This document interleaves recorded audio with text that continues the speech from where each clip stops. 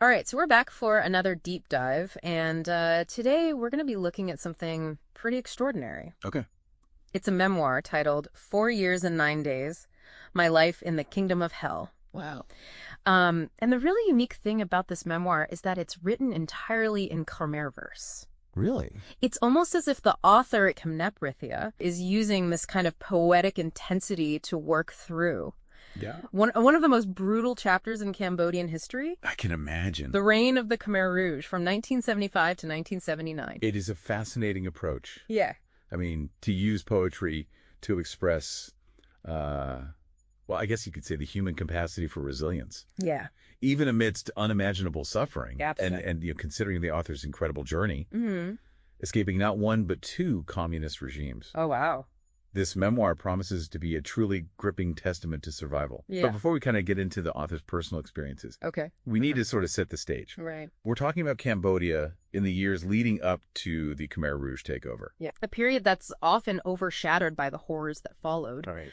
The memoir paints a really vivid picture of a nation teetering on the brink. Mm-hmm. 1970 to 1975, Cambodia was just ravaged by civil war. Wow. Fueled by foreign powers and grappling with internal corruption. Yeah, the Khmer Rouge, a communist regime led by Pol Pot, emerged from this chaos. Mm-hmm. Right. But to fully grasp the magnitude of their rise to power, I think we need to understand the anxieties that gripped Cambodian society at that time. Yeah. Imagine daily lives punctuated by rampant inflation, a flood of refugees, Mm-hmm. Yeah. and the constant fear of terrorist attacks. Especially in Phnom Penh. Yeah, especially in Phnom Penh, the capital. Right. The author even details celebrating Khmer New Year amidst this turmoil, unable to visit ancestral tombs due to the ongoing conflict. Yeah. A poignant sign of traditions already being disrupted. Yes. This detail about the disrupted Khmer New Year really struck me. Yeah. It highlights how deeply the conflict had already permeated everyday life. Yes. Even before the Khmer Rouge's formal takeover. It wasn't just a political struggle. It was something that touched every aspect of Cambodian society. Precisely. And what's particularly interesting is that despite these growing anxieties, Yeah. the idea of Cambodia succumbing to a communist revolution seemed unlikely to many observers at the time. Really? Yeah, the country had a strong Buddhist tradition. Okay. A history of relative prosperity compared to its neighbors. Yeah. And a significant portion of the population seemingly content with the existing social order. And it wasn't just a matter of public perception. Yeah. The author mentions how some leading experts also believe that Cambodia's unique cultural and economic landscape Yeah. made it an improbable candidate for a communist takeover. Yes. And this prevailing sentiment is further underscored by the author's personal story about their uncle, Okay. who had witnessed firsthand the harsh realities of communist China. Oh, wow. He had seen the famine, the suppression of individual liberties, and the climate of fear that pervaded daily life. It's a powerful contrast. On one hand, you have these anxieties fueled by personal experiences and expert opinions that communism wouldn't take root in Cambodia. Yes. And on the other hand, you have the rising influence of the Khmer Rouge. Right. Who skillfully exploited the very real suffering brought on by the Civil War to promote their ideology. Yeah, to understand this dynamic, I think we need to delve into the Khmer Rouge's propaganda machine, Okay. which masterfully tapped into the existing anxieties and the deep-seated yearning for peace that permeated Cambodian society.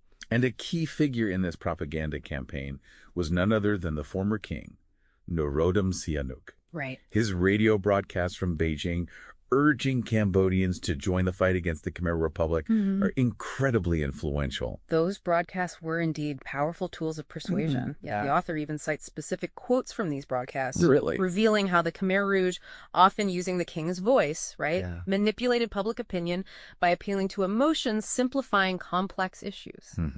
And portraying themselves as liberators who would restore Cambodia's past glory. It's chilling to read those quotes now, knowing the horrors that would follow. Yes. But at the time, these promises must have resonated deeply with a population weary of war and instability. Precisely. The Khmer Rouge effectively used the former king's popularity and the widespread yearning for peace to gain support. Right. They positioned themselves as the only viable alternative to the chaos and suffering. But what's perhaps most striking is the king's sudden silence after the Khmer Rouge achieved victory. Oh, wow. It's like he vanished into thin air. Talk about a betrayal of trust for those who had placed their hopes in his promises. Yes, this sudden disappearance underscores the deceptive nature of the Khmer Rouge's rise to power. Right. They leveraged the king's influence and then seemingly discarded him once he had served his purpose. Yeah, and this move also shrouded their true intentions in mystery. Yes, and this sense of mystery is heightened by the author's use of the term Angkar, which is Khmer for organization. Mm-hmm. It represents this shadowy entity that Cambodians struggle to understand. So we have this incredibly complex situation brewing, Yeah. a nation on edge, torn by civil war and bombarded with propaganda, led by a mysterious entity. Right. And now the Khmer Rouge are at the gates of Phnom Penh. Yeah. What happens next? Well, I guess we'll have to find out. Yeah. Yeah, the fall of Phnom Penh was really a pivotal moment. Yeah. It marked the beginning of a dark chapter in Cambodian history. But before we kind of dive into the events of April 17th, 1975, I think it's crucial to circle back to this notion that many, both within Cambodia and internationally, couldn't fathom the country becoming a communist state. It does seem almost inconceivable when you consider Cambodia's cultural landscape and the prevailing analyses at the time. Exactly. The author does a brilliant job of capturing this dissonance between this prevailing logic and the looming reality. On one hand, you have this deeply Buddhist culture with its emphasis on peace and harmony, Right. and a history of relative economic stability compared to its neighbors. And then you have respected experts weighing in, essentially saying that the conditions in Cambodia just don't align with the typical patterns of communist revolutions. Precisely. But what often gets overlooked in these analyses is the potent combination of fear and hope that can drive individuals and societies towards drastic change. That's where the author's personal anecdote about their uncle becomes so powerful. Absolutely. Here's someone who had directly experienced the harsh realities of communist China. The famine, the lack of freedom, the constant fear of reprisal, the image he paints of children driven to lick plates clean because of scarcity is heartbreaking and speaks volumes about the very real and visceral fears that many Cambodians harbored. And it's not just anecdotal. The author also points out that in China, people were terrified to voice any criticism of the communist regime, even in private conversations. This element of fear is crucial when you combine it with the ongoing suffering caused by the Civil War. The Khmer Rouge promises of peace and a return to a glorious past begin to hold immense appeal. It's a classic case of exploiting existing grievances and anxieties to manipulate public opinion. Exactly. The Khmer Rouge were masters at tapping into these sentiments, promising stability, unity, and a break from the cycle of violence. And the fact that they were able to utilize the former king's voice and image only added to their credibility in the eyes of many. Which makes the king's sudden silence after the Khmer Rouge victory all the more unsettling. Absolutely. This sudden disappearance of the voice that had been urging resistance and promising liberation creates this incredible sense of betrayal and confusion. The author uses the term Angkar to describe this shadowy force now in control, emphasizing the lack of clarity about who is truly leading the Khmer Rouge. The deliberate obscuring of their true leadership and intentions is a hallmark of totalitarian regimes. It creates an atmosphere of fear and uncertainty, making it incredibly difficult for people to understand what's happening or to whom they can turn for answers. So the stage is set. Cambodia is on the brink, caught between war and propaganda, led by a mysterious entity. And now the Khmer Rouge are at the gates of Phnom Penh. What happens next? Well, the author's memoir shifts its focus to the personal experience of this historical moment. We're no longer dealing with broad political analysis, but with the visceral realities of living through this upheaval. The author describes their family of 36 people fleeing Phnom Penh, joining the exodus of countless others forced from their homes. This mass displacement, the sheer scale of people being uprooted and thrust into the unknown, is hard to comprehend. It's a testament to the chaos and fear that gripped the city in those final days. The author doesn't shy away from these difficult details. You can see the panic, the confusion, the desperation etched into their words as they describe their family's journey into the Cambodian countryside. And this is just the beginning of their ordeal. The fall of Phnom Penh is merely the opening act in a much larger tragedy. What awaits them under the Khmer Rouge regime is something far more harrowing. Yeah, it is incredible to think about the sheer scale of this exodus from Phnom Penh. The author describes it as a sea of people, all heading toward an uncertain future. And it's important to remember that these weren't just abstract numbers. Right. Each person in that crowd had a story, Right. had a family, a life that was being irrevocably altered.